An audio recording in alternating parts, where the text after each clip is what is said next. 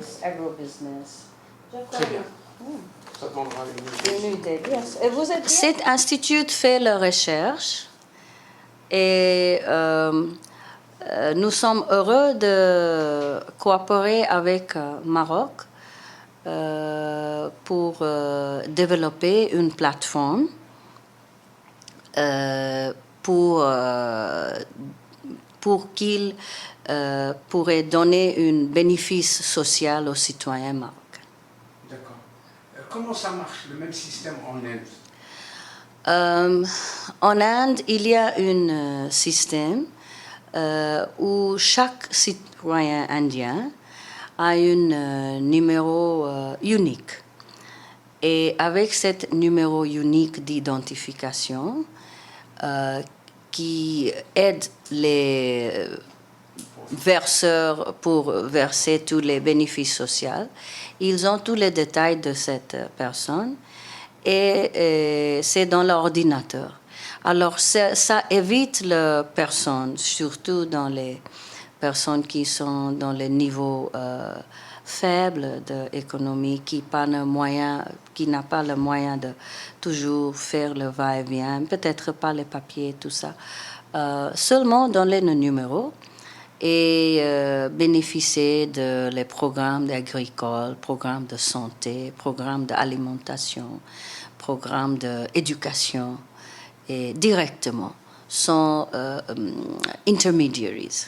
Donc c'est un système performant qui va être opérationnel même dans les régions éloignées.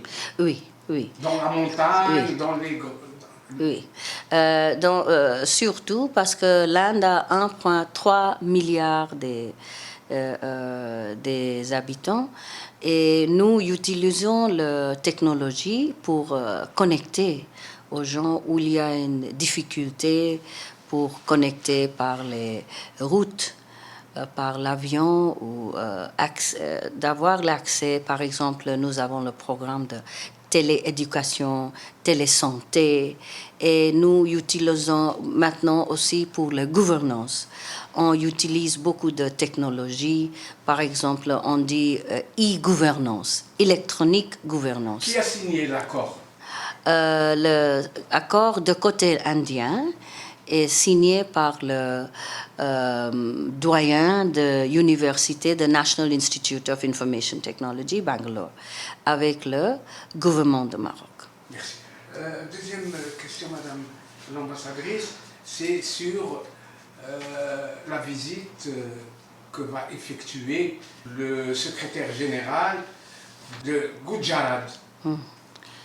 Merci pour cette question. Il y a un grand événement qui tient chaque 2 années dans l'État de Gujarat, qui est l'État de notre Premier ministre Modi, État d'origine. Et aussi, il a commencé cette initiative quand il était le Premier ministre de cet État, avant d'être le Premier ministre de l'Inde. Quel est l'objectif de cette visite? L'objectif de cette visite est d'inviter personnellement les grandes autorités de gouvernement marocain et les grands investisseurs pour assister à Vibrant Gujarat 2019. Je tire votre attention à 2017, cet événement d'investissement, une grande exposition, était inaugurée par Premier ministre Modi en accompagnant plus de 100 participants comme chefs d'État et gouvernement des 100 pays.